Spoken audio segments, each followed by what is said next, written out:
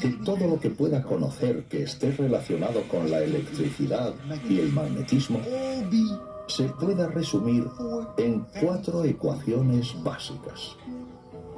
¿No le parece increíble? ¿No le parece asombroso? Yo lo llamo elegante.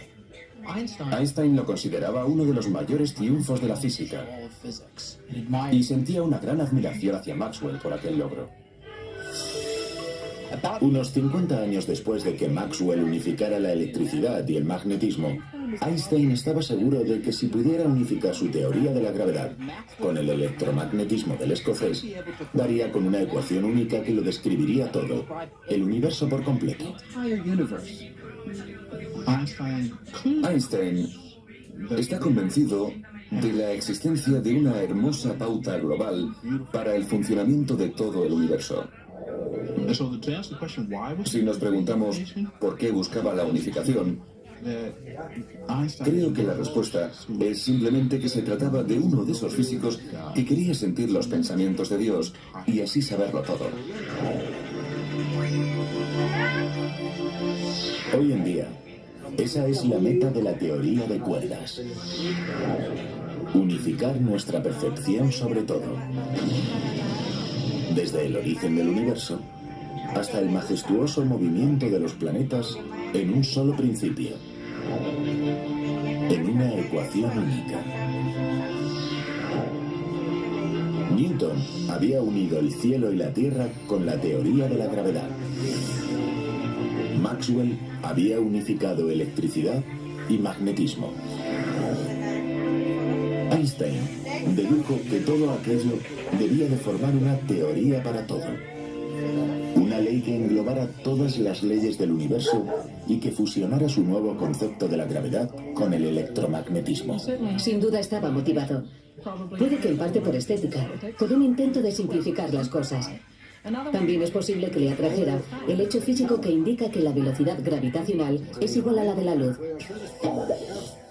Así que si ambas tienen la misma velocidad, puede que haya una especie de simetría subyacente. Pero al investigar para unir gravedad y electromagnetismo, Einstein fue descubriendo que las diferencias entre ambas fuerzas superaban a sus similitudes. Permítanme que les ponga un ejemplo. Solemos creer que la gravedad posee una fuerza descomunal. Al fin y al cabo, es la que ahora mismo me sostiene en este bordillo. Pero si la comparamos con el electromagnetismo, no deja de ser bastante débil. De hecho, lo podemos comprobar con un sencillo experimento. Imagínense que salto desde un edificio tan elevado como este. O mejor, con imaginarlo no basta. Hagámoslo. Verán lo que quiero decir.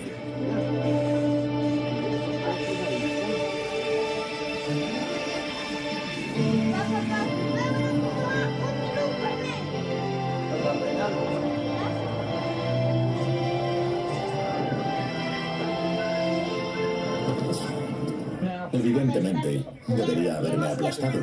Pero lo que de verdad importa es por qué no he atravesado la acera hasta alcanzar el centro de la Tierra. Bueno, pues aunque resulte extraño, la respuesta está en el electromagnetismo. Todo lo que percibimos desde nosotros mismos a la acera está compuesto de pequeñas partículas de materia llamadas átomos. La capa externa de un átomo contiene una carga eléctrica negativa. De modo que cuando mis átomos colisionan con los del cemento, nuestras cargas eléctricas se repelen con tal fuerza que un fragmento tan pequeño de acera es suficiente para resistir toda la gravedad de la Tierra y evitar que siga cayendo. De hecho, la fuerza electromagnética es millones de veces superior a la de la gravedad. Se puede hacer extraño porque la gravedad es la que nos mantiene con los pies en el suelo y permite que la Tierra gire alrededor del Sol. Pero la verdad es que solo es capaz de ello porque actúa sobre enormes masas de materia, como nosotros, la Tierra o el Sol. Pero en lo que se refiere a átomos individuales, la gravedad resulta una fuerza extremadamente débil.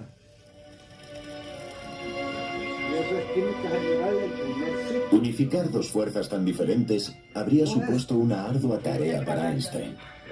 Peor aún, cuando apenas había comenzado a investigar, vio cómo unos drásticos cambios en el mundo de la física le dejaban atrás. Einstein había alcanzado metas tan altas hasta 1920 que esperaba poder seguir jugando con la teoría y obtener resultados parecidos. Pero no pudo. Durante los años 20 y 30, la naturaleza mostró otra cara muy diferente, y los trucos y herramientas que habían sido útiles para Einstein resultaban inservibles.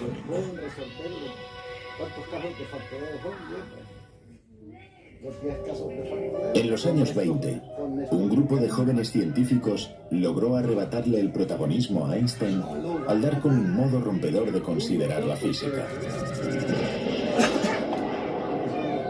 Su visión del universo era tan peculiar que hacía que la ciencia ficción pareciera real, y logró que Einstein se replanteara la idea de la unificación.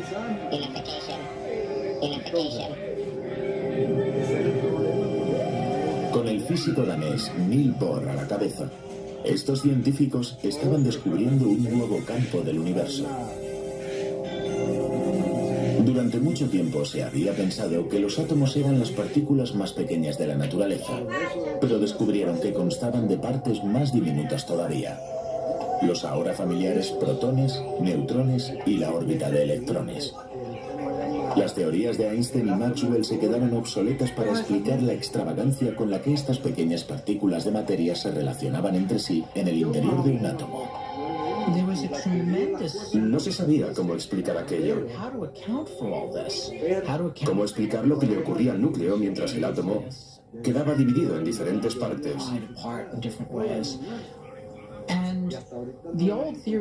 La gravedad no servía para nada. Era demasiado débil. Y la electricidad y el magnetismo tampoco valían.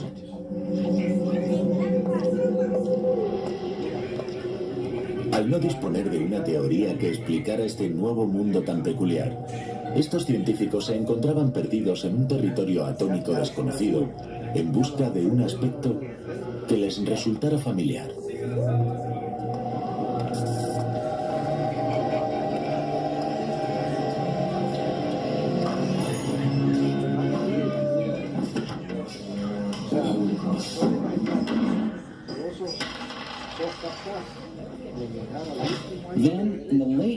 Hasta que a finales de los años 20 todo aquello cambió.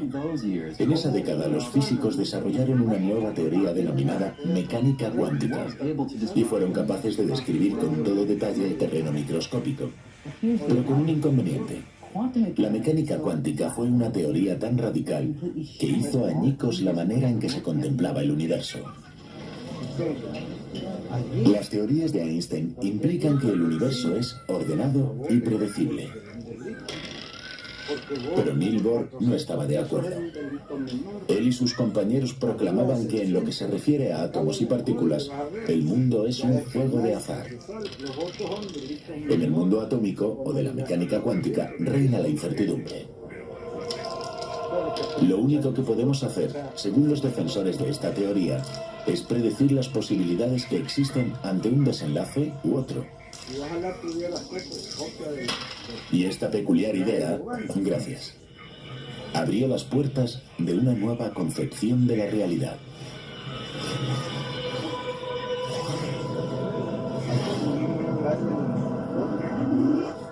Era tan inquietante que si las características de la mecánica cuántica se hicieran notar en nuestra vida diaria, como lo son aquí en el Café Cuántico, creeríamos que nos habíamos vuelto locos. Las leyes del mundo cuántico son muy diferentes de las que conocemos. Nuestras experiencias son muy distintas de lo que veríamos en el mundo cuántico. Se trata de un entorno alocado. Supongo que es la mejor manera de definirlo. Un mundo de locos. Durante casi 80 años, la mecánica cuántica ha demostrado que lo extraño y peculiar es muy habitual en el comportamiento de nuestro universo a escalas microscópicas. En nuestra rutina diaria, no llegamos a experimentar la peculiaridad de esta teoría. Pero aquí, en el café cuántico, el lado grande y cotidiano de la vida a veces se comporta como si fuera microscópico. Y por mucho que venga, nunca termino de acostumbrarme.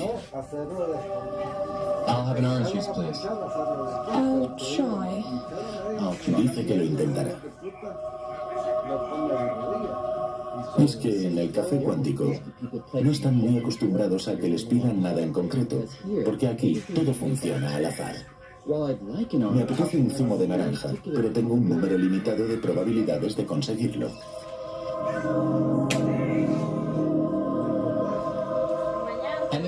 Y no tengo por qué decepcionarme si no consigo lo que quiero. Porque la mecánica cuántica sugiere que cualquier posibilidad, como que me sirvan un zumo amarillo o uno rojo, podría darse. Solo que suceden en universos paralelos al nuestro y sus habitantes los consideran tan reales como nosotros el nuestro. Si hay 1000 posibilidades y la mecánica cuántica no puede saber con seguridad cuál va a suceder, entonces es que se darán las 1000. Sí, se puede uno reír y pensar eso no puede ser correcto, pero en la física ha habido muchos descubrimientos que en su momento se consideraron erróneos y no lo eran. Debemos andar con mucho cuidado antes de decir si algo es claramente erróneo.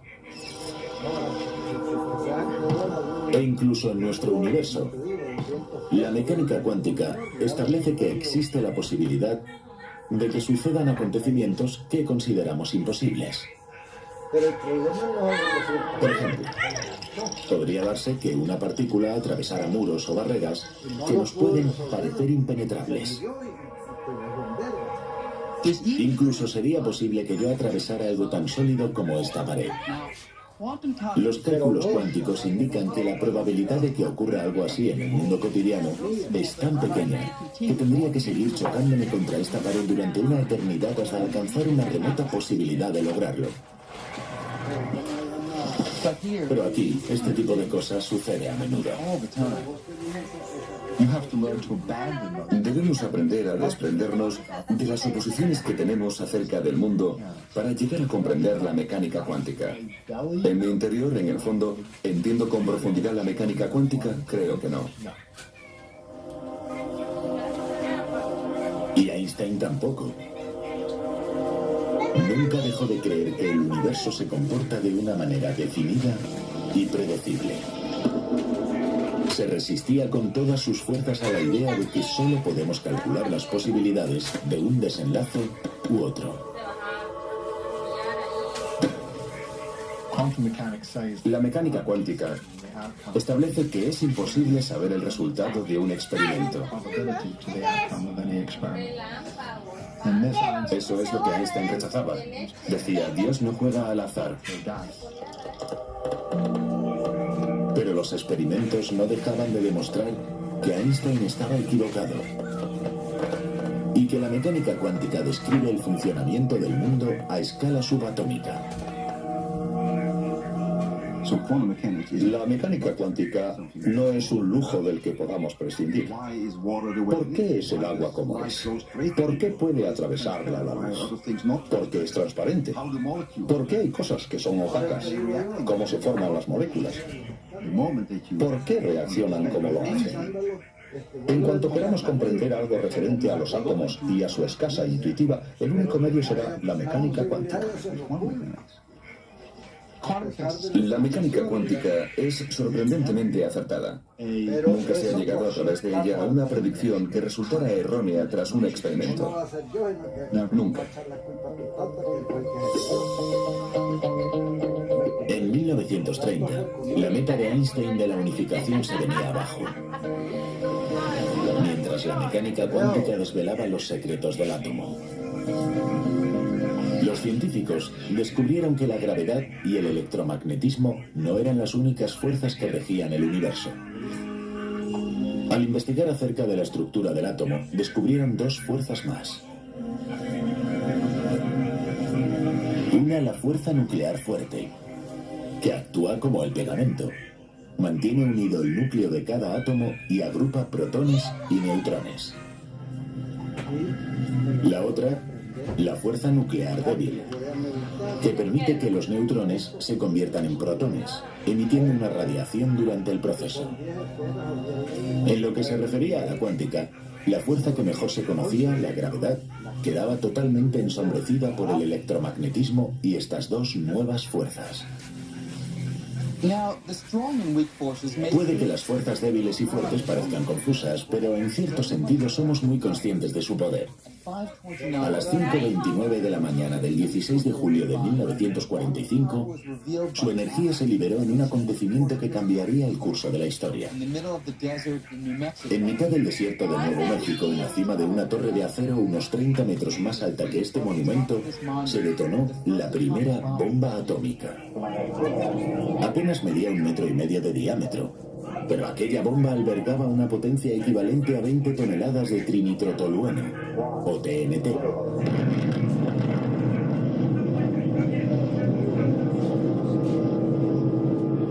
Con aquella gigantesca explosión, los científicos liberaron la fuerza nuclear fuerte, la que mantiene unidos a los protones y neutrones en el interior del núcleo del átomo. Al destruir la unión de aquellas partículas y dividir el átomo, se libera una cantidad inimaginable de energía destructiva.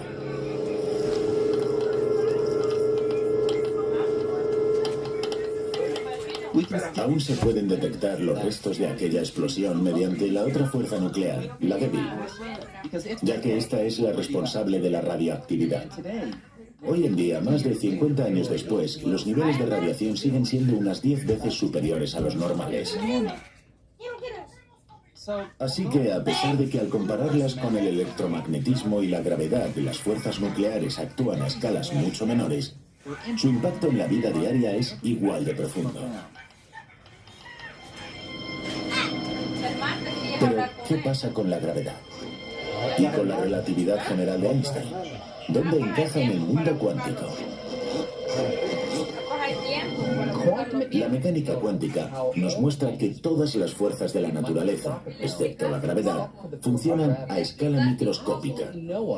Nadie podía dilucidar el efecto de la gravedad en lo que se refería al átomo y a las partículas subatómicas. Es decir, nadie era capaz de combinar la relatividad general con la mecánica cuántica.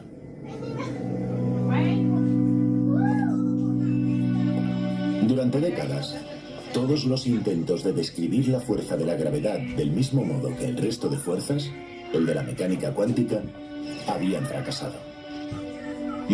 Si tratas de combinar ambas fórmulas matemáticas, resulta imposible hacerlas coincidir. Obtienes resultados que indican que te enfrentas a unas posibilidades mínimas. No tiene sentido ni lógica. Es absurdo. Resulta paradójico porque fue la primera fuerza que llegamos a comprender desde un punto de vista cuantitativo, pero se mantiene al margen. Es muy diferente del resto. Se supone que las leyes de la naturaleza se cumplen en todas partes. Así que si tanto las teorías de Einstein como las de la mecánica cuántica se cumplen siempre, resulta que tenemos dos siempres distintos.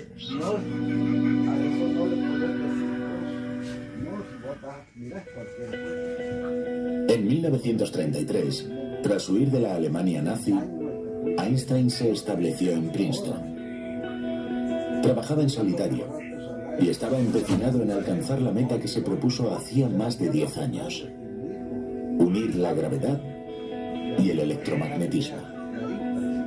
Cada pocos años aparecían titulares que aseguraban que Einstein estaba a punto de lograrlo, pero la mayoría de sus compañeros consideraban que había perdido el rumbo y que sus tiempos de gloria habían acabado. Einstein, durante sus últimos años, se desvinculó bastante del mundo de la física general y dejó de leer las publicaciones de otros. Creo que ni siquiera sabía que hubiera una fuerza nuclear débil. No le prestaba atención a esas cosas. No dejó de trabajar en el mismo problema al que se dedicó de joven. Cuando los físicos comenzaron a dividir el átomo, Einstein quedó realmente marginado. Digamos que decidió ignorar a los profesionales que trabajaron en aquellos experimentos. Eso quiere decir que la mecánica cuántica no aparecía en sus investigaciones posteriores. Se le consideraba una especie de viejo que causaba simpatía. Había liderado una revolución, pero perdido el contacto con ella. Sería como si un general experto en caballería, que ha logrado grandes victorias en los inicios de la Primera Guerra Mundial, tratara de luchar a caballo contra trincheras de alambre de espino y metralletas. Albert Einstein murió el 18 de abril de 1955. Durante muchos años, se creyó que el sueño de unificar las fuerzas en una sola teoría había muerto con él. De modo que la búsqueda de la unificación quedó relegada a un segundo plano en la física.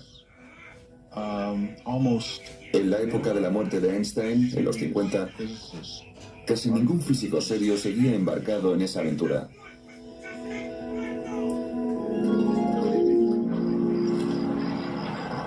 En los años siguientes, la física se dividió en dos campos. Por un lado, el de la relatividad general, que estudia los objetos grandes y pesados como estrellas, galaxias y el universo.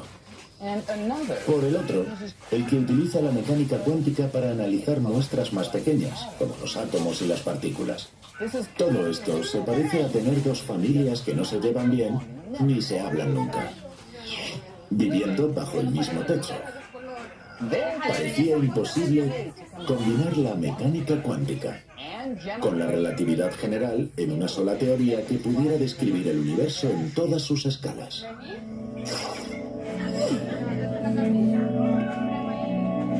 A pesar de ello, hemos realizado progresos muy significativos a la hora de comprender el universo. Pero hay un fallo. Existen algunos terrenos del universo que no llegaremos a comprender por completo hasta que no demos con una teoría unificada. El mejor ejemplo para este fenómeno lo constituyen los agujeros negros. Un astrónomo alemán llamado Karl Schwarzschild mencionó los agujeros negros por primera vez en 1916. Mientras observaba las líneas enemigas en la Primera Guerra Mundial, resolvió las ecuaciones de la relatividad general de Einstein de un modo innovador y desconcertante. Entre cálculos de trayectorias de proyectiles, Schwarzschild dedujo que una enorme cantidad de masa, como la de una estrella, concentrada en un área muy reducida, absorbería el tejido espaciotemporal con tal fuerza que nada, ni siquiera la luz, podría evitar su atracción gravitacional. Durante décadas, los físicos no creyeron que los cálculos de Schwarzschild fueran más allá de la teoría. Pero hoy en día, los telescopios que investigan las profundidades espaciales están descubriendo zonas con una atracción gravitacional enorme, que la mayoría de los científicos creen que pueden ser agujeros negros. La teoría de Schwarzschild parece hacerse realidad. De modo que esta es la duda. Si tratamos de averiguar lo que sucede en las profundidades de un agujero negro, donde una estrella puede verse reducida a un minúsculo punto, ¿utilizamos la relatividad general por el enorme peso de la estrella? ¿O la mecánica cuántica debido a su escaso tamaño? He ahí el problema. Dado que el centro de un agujero negro es tan pequeño como pesado, resulta inevitable utilizar ambas teorías al mismo tiempo. Y si tratamos de combinar estas dos teorías en el terreno de los agujeros negros, se enfrentan. Se viene todo abajo, dan predicciones sin sentido y el universo ha de tener siempre un sentido. La mecánica cuántica es muy efectiva para los objetos pequeños y la relatividad general es la adecuada para estrellas y galaxias. Pero los átomos, los objetos minúsculos y las galaxias forman parte de un mismo universo. No podemos seguir con un método para tratar los átomos y otro para las estrellas. Con la teoría de cuerdas, creemos que hemos dado con un medio para unir nuestras teorías acerca de los cuerpos mayores y de los objetos minúsculos. En lugar de múltiples partículas microscópicas, la teoría de cuerdas afirma que todo en el universo, todas las fuerzas y toda la materia está compuesta por un solo ingrediente: unos minúsculos hilos de energía vibrantes conocidos como cuerdas. Una cuerda puede contonearse de muchas maneras, pero un punto no.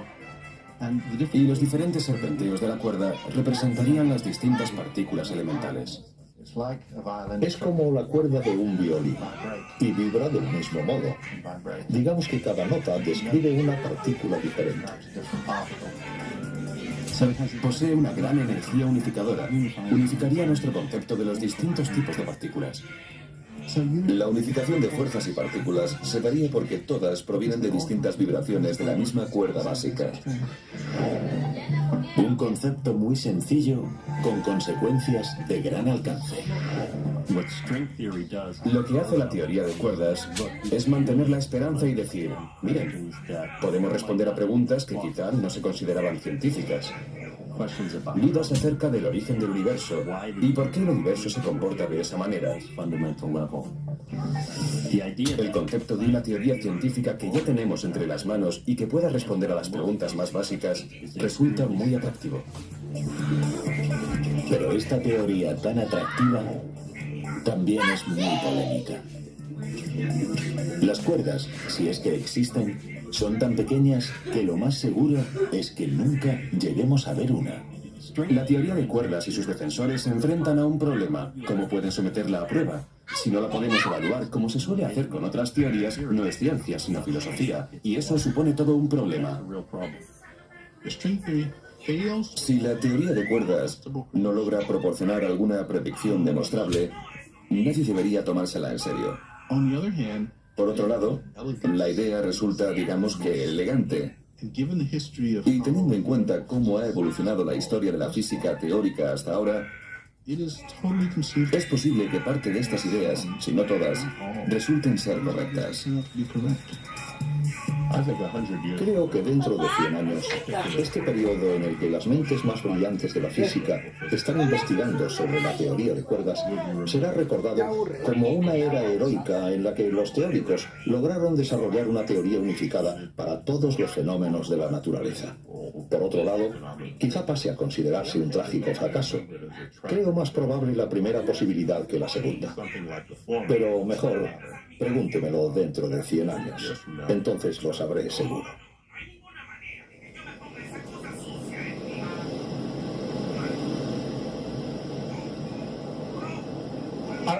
Nuestro concepto del universo ha avanzado muchísimo durante los últimos 3 siglos.